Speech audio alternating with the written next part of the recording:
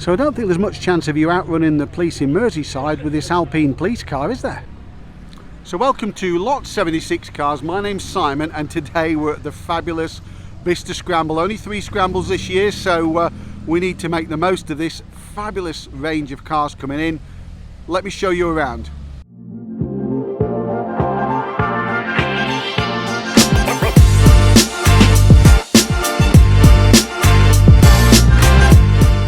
This is truly beautiful. It's a 1.8 million, 1 of 18 special creation. It's a Bentley Batua. Every panel is unique to the vehicle, I'm told. The only thing that isn't unique, they have just told me, are the door mirrors. So let's have a look inside. This is truly, truly epic. Look at the seats. I've got to let you have a look at those seats. They are beautifully done. The switch gear, well, the start button's got gold around it, and I imagine that's probably real gold. It looks really, really special to be. Look at the stitching on there as well. You can bet that's handcrafted. Coach built by Mulliner, which is Bentley's in-house coach building operation.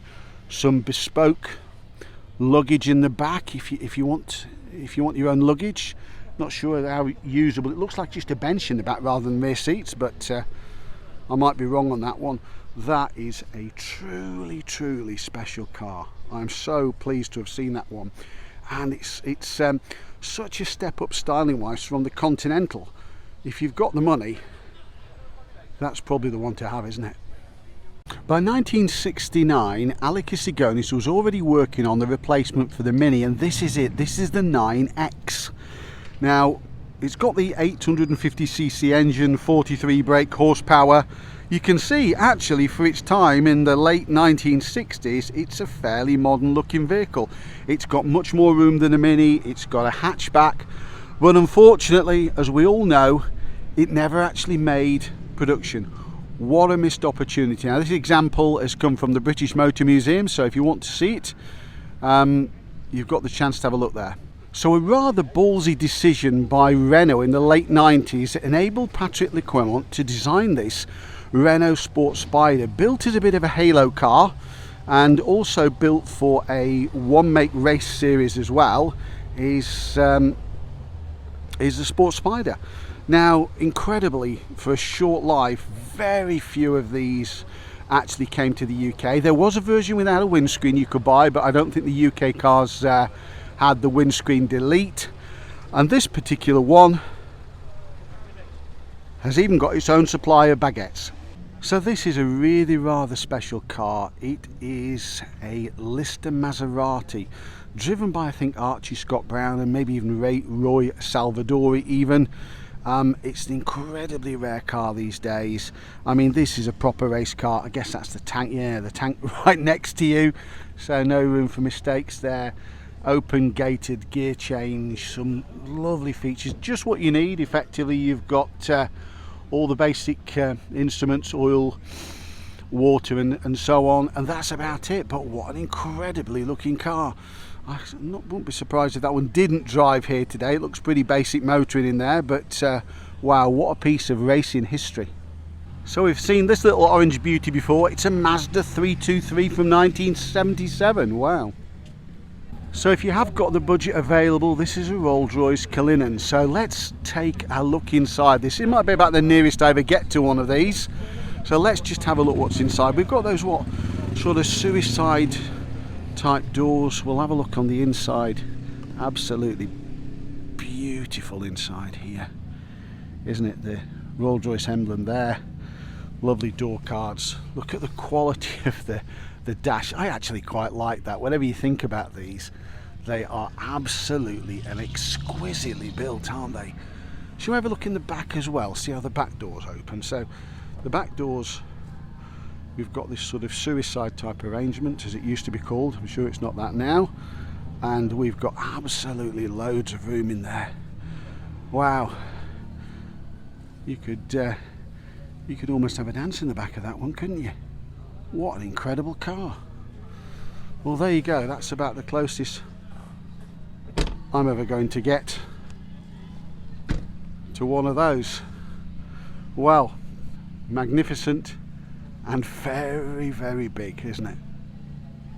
So Nissan launched these micro-based, I think they were micro K10 based cars, and they've got the BE1, which is this particular one, based, I say, on the micro platform, so very reliable mechanicals underneath, never officially imported into the UK.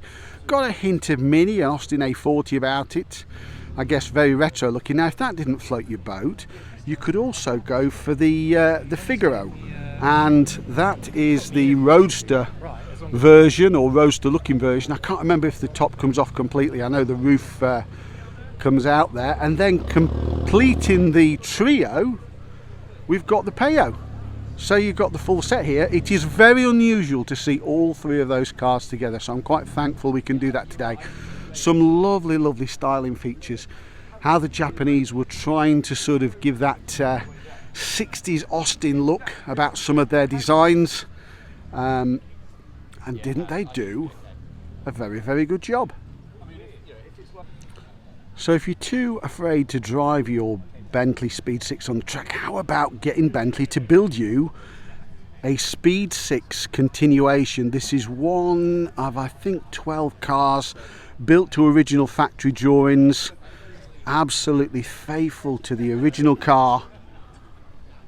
Wow, you can imagine what W.O. Bentley would have thought about that. It would have been indistinguishable from the factory cars because it's been built using factory drawings in the factory. So epic price, but absolutely epic car, isn't it? So given that Kia have got such a focus on electric vehicles, isn't it refreshing to see they've actually converted one of their existing vehicles? So it sort of works. It's a Kia Pride. So the Pride was a vehicle that was actually originally a Mazda, I think a Mazda 121, but this is a bespoke electric version with about 60 brake horsepower. So really neatly integrated, branded Kia, so I guess they've got quite a bit to do with it.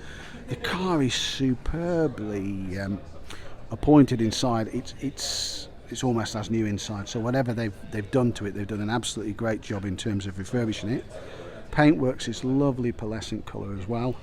We'll try and get a shot from the back. So they are pretty rare these days in any event, but certainly super rare in this condition. And it's electric. Yeah, I can go with that.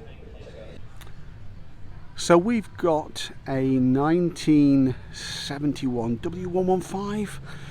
These with the taller lights, iconic Mercedes of the period.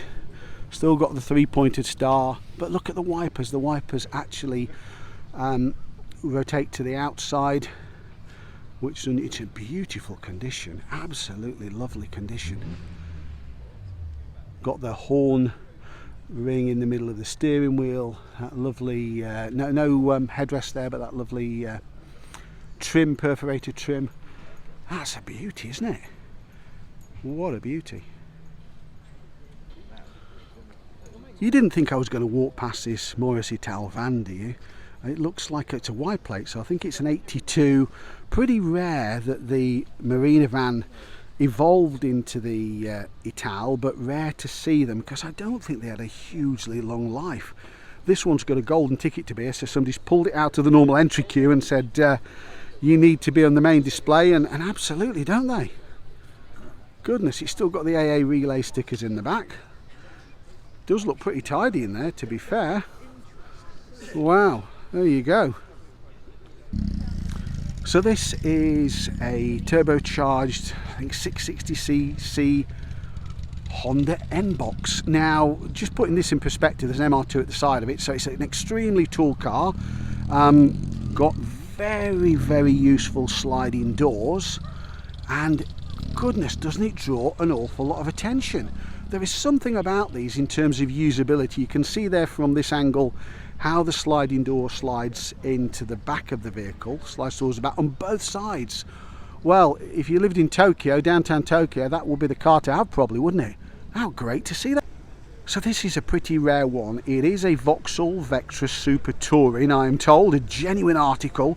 Most are in white, I think 500 in white, 250 in red and 250 in black, and this is clearly the black one. The owner bought it yesterday, so probably he's just getting used to the vehicle now. We'll try and take a look inside, because I think these have got the Recaro seats.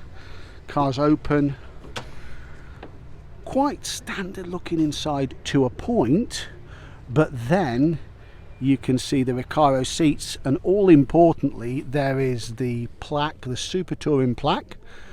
This is number 456.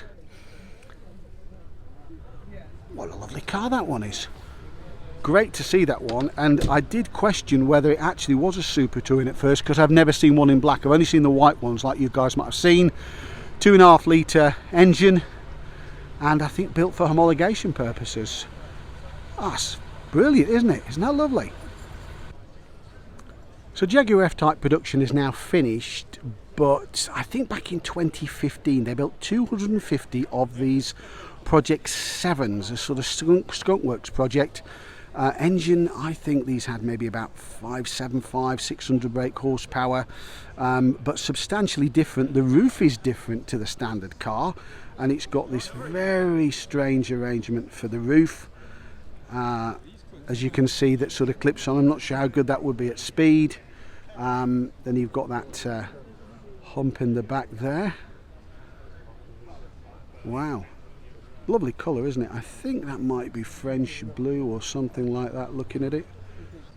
And its sister car that followed it, Project 8, which is based on an XE only left-hand drive due to engineering difficulties fitting the enormous 5-litre engine in there, and pretty much produced in small numbers as well. I think this has come from the Jaguar Daimler Trust by the look of it. So this 911 is badged Singer. Don't ask me to read to you what it actually says on the doors, which is Japanese. So if I've got any Japanese viewers, please pop that in the comments, because I don't know. But just appreciate it for what it is. Is that 964 generation? I probably got that wrong, so stick it in the comments if I have. Hands up. So this is the lightweight rocket, I think designed by Gordon Murray. Just purrs along, doesn't it? It's the ultimate in track engineering, probably for the road. Sounds good, doesn't it? BMW Z1, well, I don't think it's bad like the number plate says. I love the fact that the doors on these drop into the sides. I think it's a composite sort of plastic type body.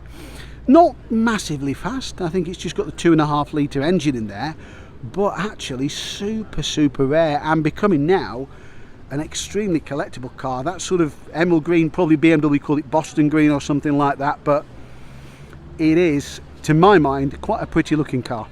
So it's an original format. The Citroën DS must have absolutely wowed people. I think it was launched in the late 50s. This is a late one, it's a 1970 DS21, but essentially the silhouette's the same. Love those features, how the repeaters are fed into what starts off as a roof rail. There are so many features on this car, styling features, that the more you look at it, the more you see, and to appreciate it. But an absolute icon, without a doubt. This is a neat looking example of a Porsche 356. Now I think it was the early cars had the split front screen. I know there's quite a subtle difference on the 356s. Still got that relationship to the Beetle in terms of maybe some of the looks, as you can see. Quite a narrow track on those, isn't it? That one does look in lovely condition. It's a left-hand drive car, so it's lived its life probably in a far better climate.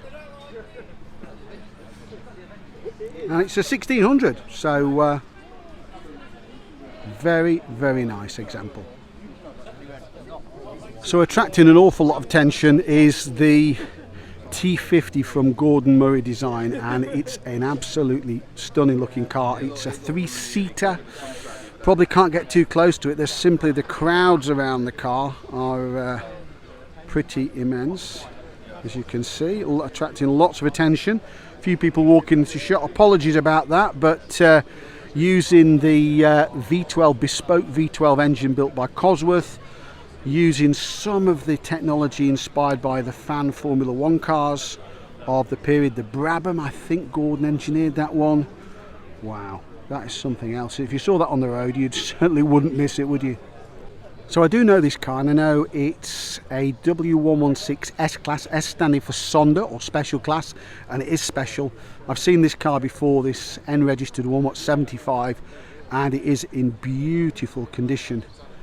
Lovely green with a beige leather interior. Joseph Lloyd, eat your heart out, you'll love that one.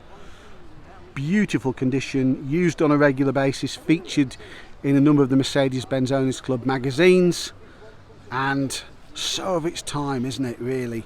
Love those sort of double overrider bumpers.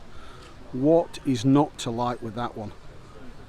So it's unusual to see an E38 7 Series in that colour. I sort of made famous by the Bond movie where Pierce Brosnan drove one of these by remote control for the back seat or something ridiculous like that. Lots of room in them, lots of space in them, really quite well equipped in this format. I'm not sure if it's a 750, I'm going to have to cheat and look at the back. Yeah, it's a 728, so it's got, I think, the straight 6 engine in there. Probably the most economic and sensible choice day to day for one of these. So what looks like a dog barks like a dog, but isn't a dog? Well, it's the equivalent of automotive. It's the Austin Gypsy.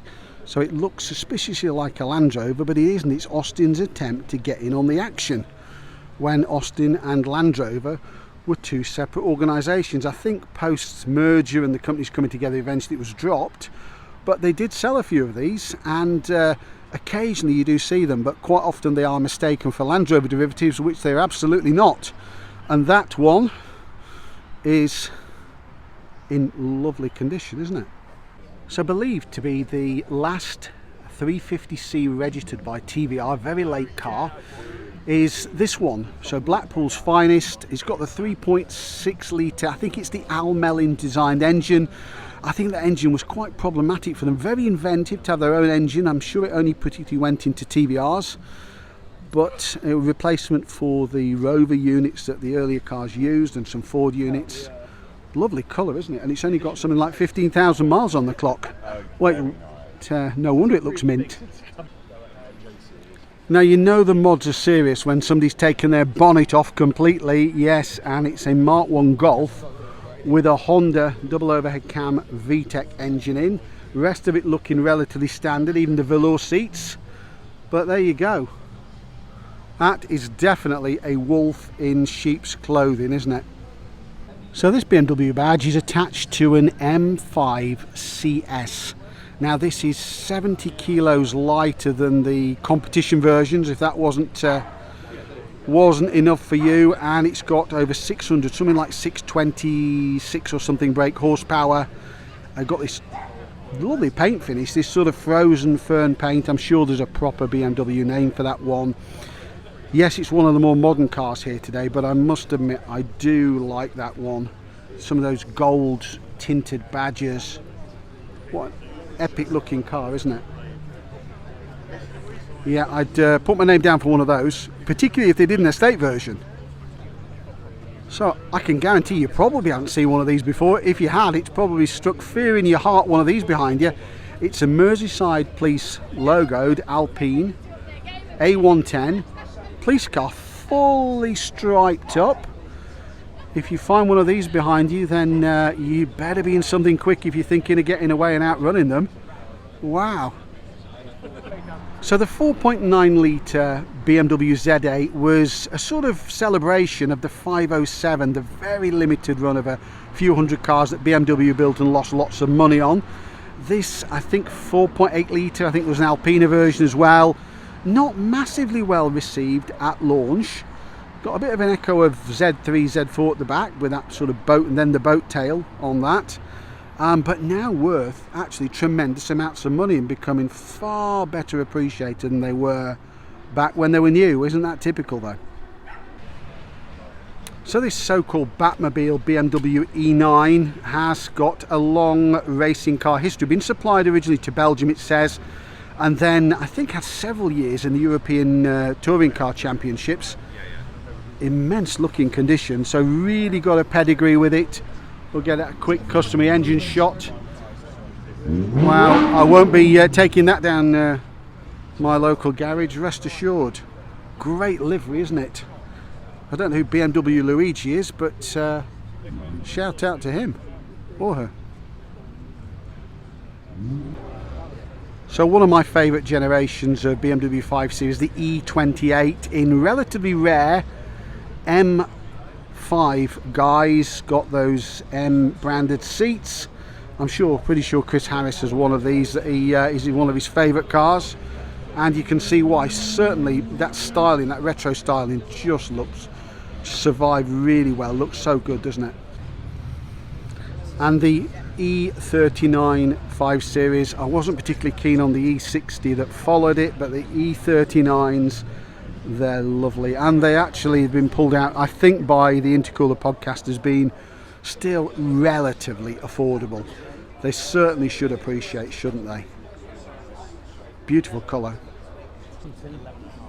And we've got the E34 Series M5 for completeness. Some people actually rate that as one of the best, in fact far better than the original E28. I don't know if that's true or not. I've never actually driven one. I've only driven the standard E34 525, but I tell you what, it does look an eyeful, doesn't it? So plenty of cars still arriving here at Bicester Heritage, so keep watching to see what else we can show you. So with 220 brake horsepower, 6.4 seconds to 60 and something like 380 claimed kilometers range is the A290 from Alpine. So this is their tuned version of what will become the Renault 5 Electric, which has already seen its debut. Got some lovely features there at the front with those lamps to evoke the rally cars of the period. We'll take a look round the back as well in a second, because some absolutely lovely styling features. Love how they've scalloped out the rear doors. The handle for the rear doors is actually hidden here, but recognisably still related to the Renault 5 Electric, albeit with the Alpine badging. Well, actually, that could be the surprise hit of the show, really. That looks incredible, doesn't it? So celebrating 50 years of the Golf, we've got this glorious Mark 1 version with the Pirelli designed alloys on. Got the later twin lights on the front there. Then we move on to the large bumpered version, late version of the Mark 2. If that doesn't take your fancy, then we've also got, I think, sort of unloved Mark 3. I'm pretty sure that's when they introduced the VR6 version. The Mark 4, which was superbly built, but actually not massively well received at the time. Considered a return to form was the Mark 5. Then we've got the Mark 6 and the Mark 7, although there's not a huge difference on those. It's difficult to tell. Mark 7. And then finally up here we've got the 2024, finishing off with the Mark 8. So 50 years of Golf in just over a minute. Now, I call that pretty good value. What do you guys think? So if your Mini's not powerful enough, why not stick in a 450 brake horsepower V8? It looks like it's been converted to rear wheel drive as well. Looking at the blurb on the side of it, by a company I think called Powerflex. The inside doesn't actually escape some of the mods as well. Look at that custom carbon instrument binnacle. Wow, that looks completely mental, doesn't it? And it looks like it's been converted to rear wheel drive. Wow, how do you keep 450 brake horsepower on the Mini in a straight line? What a car. So built by the now defunct Venturi cars, or they do exist as a Formula E team, is this Venturi, maybe an Atlantique, I'm not sure. I beg to differ on that one. I'm not quite sure what it is in terms of the actual model type, but these are pretty rare these days. I think I've probably only about seen this one and maybe a few magazines of the period. Looks like it's got some forward rear lights in it, and I think it used the Renault V6 engine, although correct that in the comments. So commonly recognised as one of the world's first hatchbacks is the Renault 16. Got that styling that was later used by Le Quemont to influence the first Megane, apparently. Got some lovely features like I love the air conditioner here, if you want a bit more ventilation, a bit like a Land Rover. Now, although it is a hatchback, The strange part about this is, and one of the owners told me, the actual rear seats don't go down, so it's got part of the practicality but not all of it. Lovely colour. I think that's also a bit festival, done exception in the past. It looks familiar to me somehow. So this is the days when Mazda were truly going their own direction. It's a Mazda MX-3. Now these have got a small capacity. I think it's only about a 1.8, but it's a V6 engine. This one is in beautiful condition. Many of them succumb to rust. Love how that rear tailgate glass goes all the way right round, just curves into the side. Lovely styling on what is a relatively small car. And this one is an absolutely true survivor, isn't it? Well, that's lovely. So this is a rare beast. It's been featured apparently on Gran Turismo. It's got 63 brake horsepower. Yes, it's a Daihatsu Avzangato. That's not the full title. I'll have to go and read that from the back in a second. That's about all I can remember. So lovely little K car, really nippy, not much weight to push around, and I think that one's been out at a few shows. I'm sure I saw that Rustable one earlier on in the year. What a rare one. So Dobbs of Wimbledon, a Triumph dealer, commissioned Harrington, who were quite famous for building these sort of hatch versions, touring versions of sports cars, to build this GTR4, and apparently this is the last one ever produced. So you can see that you've got that eminently usable rear hatch, making it much more of a car, much more of a usable day-to-day car than the just the normal convertible version. Particularly rare, and this Dove version is here today. Doesn't that look great? What an unusual car, and what a rare one. So I think these were commonly known as the Alfa Junior Zagato. Don't quote me on that, but based on the 105 series cars, look absolutely different to those. One owner showed me one of these in the past, and Zagato literally took an angle grinder to the front wings and started from there onwards. Got those wipers that sort of rotate out. Incredible styling. Now, although it looks like a hatchback, I was led to believe that what looks like a rear hatch here doesn't necessarily fully open. Now, if you own one of these, you can probably put me right. I understood this was more about ventilation than access, but maybe I'm wrong. Maybe there's a couple of struts in there. Nevertheless, a very distinctive looking, and what is a rare car these days. So this, as you probably recognise, is an RS200. I think it was built for the aborted Group B rally series that had a lot of casualties, like the Metro 6R4 rather. Got plenty of cooling with those vents on the roof. This one looks like it belongs to Tolma Motorsport, you know, Vettel 205 GTIs that we featured on the channel recently. It's got Sierra rear lights on, I can tell that much, and certainly a lot of the Ford parts bin's been used, but epic to see one of those here today. Such a rare car these days. So Vauxhall have quite a distinguished history through DTV, Dealer Team Vauxhall, in rallying, and one of the cars I think to support that series in the road cars is the Chevette. I'm not sure it's a HS or a HSR, I'm probably going to correct myself, it's a HS. Later came the HSR. I think there was some homologation differences needed for the rally cars, so they updated the road cars. Quite rare cars these days, most of them with this silver with the red stripes down the side, although I do recall seeing a black one. And it's an earlier car because the Chevettes later on picked up the flush fitting headlamps, and these ones are still recessed. So soon to be electrified and launched or reborn with Renault is the Renault 4, but this is the original version, built I think originally to try and compete with Citroën, had the 2CV. It's pretty basic in there. I've been in one of these before.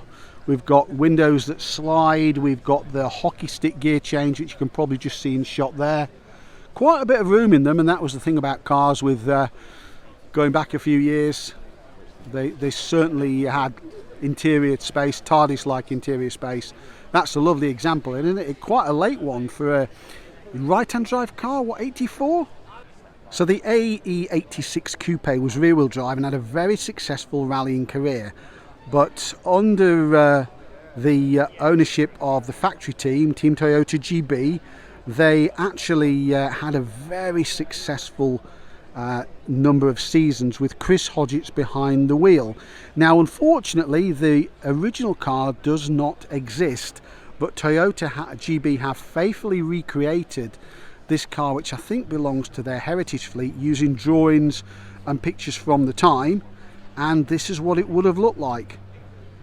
And there you go, it's even got Securicore Team Go phones when mobile phones were just getting to be a bit of a thing. So this Seicento Abarth belongs to a channel subscribed. We've seen it before. It's absolutely immaculate. The attention to detail, OE parts have been used and sourced to try and bring the car up to scratch.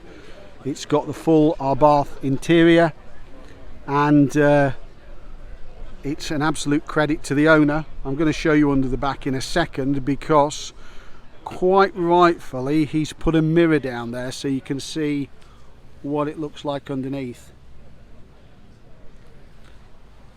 That shows you, if you've got the attention to detail, sometimes what can be achieved. But a lot of love's gone into that car, so shout out to him.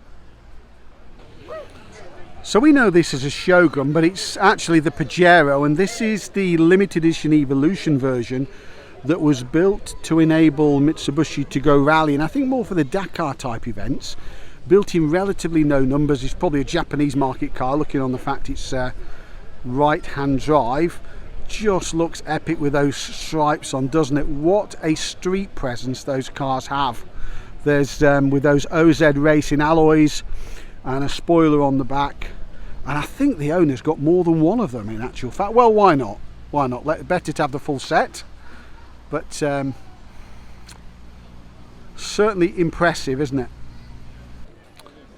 So this is referred to by some as the Daimler Dart. Never was sold as the Dart. It's the SP250. It was the last car Daimler produced under their ownership. It's actually produced in glass fibre, which enabled them to tool it quicker than in sheet metal. And I believe this one, I've seen it before, it's an ex-police car that's survived. So that's how they used to catch the baddies back in the day, with sports cars. So it must have been quite a dash with your police uniform driving one of these. Wow. Very distinctive styling, aren't they? So this is the beautiful and desirable Alfa 164, sharing some parts, though not that many, with the other Type 4 cars, the Lancia Thema and Fiat Chroma, being two of them, and also the Saab 9000. This one belongs to Auto Alex, so it's had quite a life, but it seems to have survived so far. So it's got EBC brakes, and the way those guys drive, it probably will need them. But very, very pretty looking car, in my opinion, I would say. Love that strip of lights around that goes right the way around the back, and the white sort of OZ type wheels on it just finish it off, don't they? So this started out as a Rover 12 saloon, which actually had a smash and was rebodied with a bespoke body. It's called the Revell Special. It toured all around Europe, featured in Autocar back in 1950 apparently, and did 150,000 miles, showing France, Spain, Italy, Greece, Yugoslavia.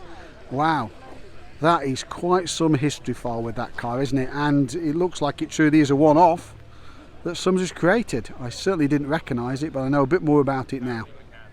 So the Rover Coupe doesn't share too much with the Honda models that Rover partnered on. This was bespoke, and it was actually called the Tomcat. So I'm just going to shot it. This has got the twin sunroofs on there, the T-bar, which looks quite useful. This one is in beautiful condition. Rarely do they survive as well as this. If this one hasn't had paint, I'd be surprised, but I tell you what, they've done a great job with it, haven't they? So earlier cars sometimes get forgotten, but honestly, when they look as beautiful as this Triumph Vitesse, you just have got to stop and linger and look a bit harder, because isn't that absolutely beautiful?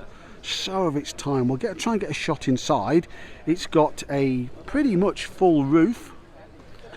The owner's very kindly left it open. It looks to be a truly special place to be. It's got a lovely plaque on the dashboard, supplied by Thornton Engineering Company in Bradford, it says there.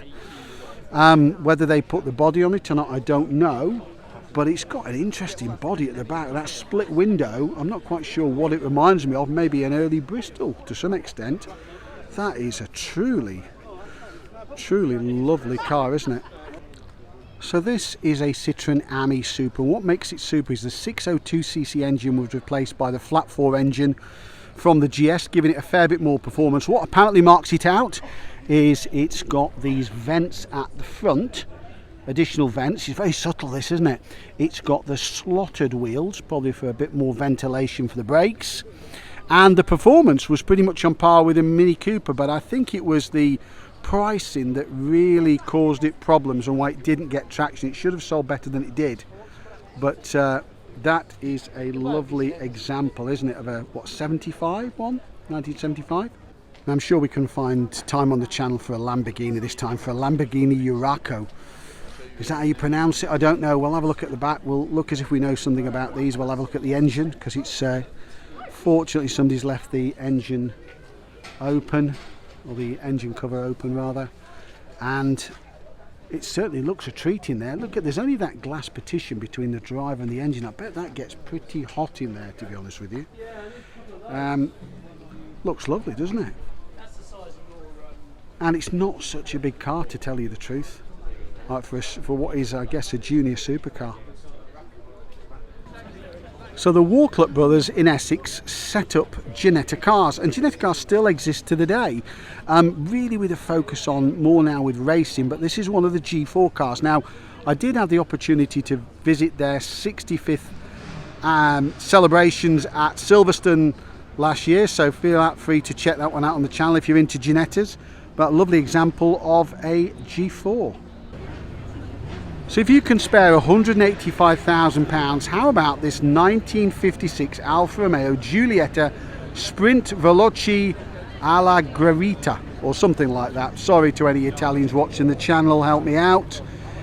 What a pretty car. Whether it's £185,000 pretty, I'm not sure, but it is surely an absolutely beautiful looking example of the breed, isn't it?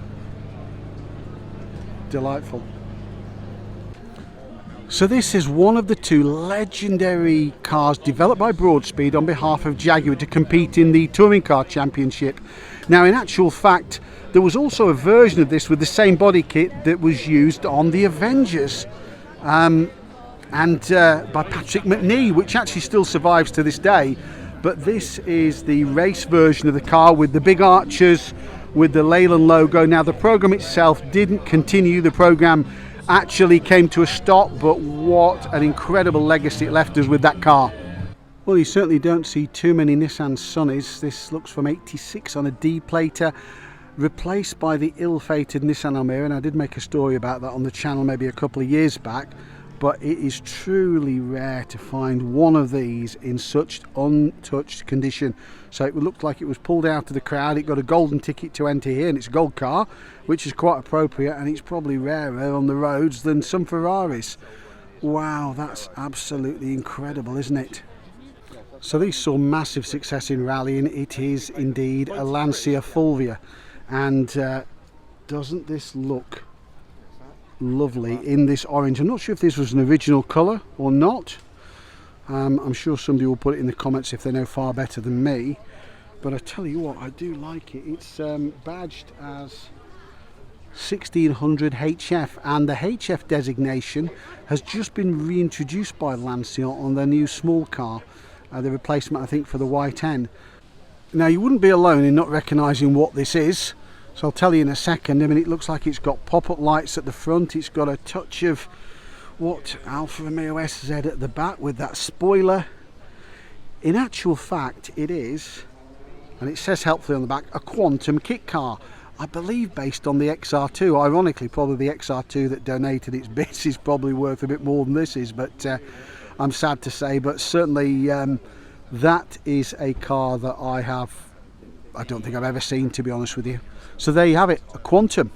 Well, and an unusual colour Ferrari, this 612 GTS is in this really beautiful dark green metallic. It's got those very expensive shields on the side. They're I don't know if they're painted on or not. I know they're a very expensive option on some of the cars. Paddle shifts, as you would expect. Wow, it's actually the 612 is a very, very beautiful car. I believe only recently replaced by the 12 cylinder car. If I'm wrong on that, then please correct me, but wow, that's a beautiful looking supercar, isn't it? So we do like to pick out the unicorns on this channel, and haven't we found one here? We found a Mitsubishi Starion from, what would that be, 87, if that's an E-plate, maybe it's a Cherish plate, difficult to tell. It's the later car, so it's the wider bodied kit. You can probably see how the arches splay out there a little bit. They were officially imported into the UK, I have seen them, but not for a long time, and this one's in good order. In fact, probably I think it might only be the second one I've seen this year. Wow, that is a pretty rare one, isn't it? So this is a rare car, still bearing its dealer plates of Dovercourt Plaistow in London. It is an Audi 80, but it's a Quattro. It's I think the B2 generation. 80s are pretty rare. Later 80s, B3s and even B4s are becoming rare. But this car, love those rocker switches on the side of the dash. Those sports seats, tweed sports seats, no leather in here. Got the original dealer sticker in the back. Wow, that's a very desirable looking car, isn't it? Hasn't that survived the years well? So this seemingly ordinary 1.8L Sierra Estate is a reasonably rare car these days. Looking very understated, paintwork's in good condition, factory sunroof in there. But what the hell is beneath the bonnet of this one? I can't see the owner about here, so if you are the owner, please put it in the comments, or you know what that engine is. But it sure as hell isn't a 1.8 CVH or anything like that. It says Golden Nugget on there, and I don't disbelieve it. Wow, that's pretty epic, isn't it? Understated, probably would show everything, a clean pair of heels from the traffic lights. Does anybody remember the Polo sedan? I don't think I've dreamt this, but I think originally they were even called Derby was the model name, Polo Derby or just Volkswagen Derby. But this one is a true survivor. Even the normal Bredvan ones are rare, but one of these as a two-door sedan is probably on the hen's teeth scale, I think, of rareness. So resplendent in German taxi beige, I think light ivory is the official colour, and in homage to Bruno Sacco, who died very recently, who designed this car, is the Mercedes 190. Yeah, I'm a bit biased, I've got one which I keep banging on about, but this is the last car today, and let me just leave you with this in all its German taxi beigeness. Lovely. R.I.P. Bruno Sacco.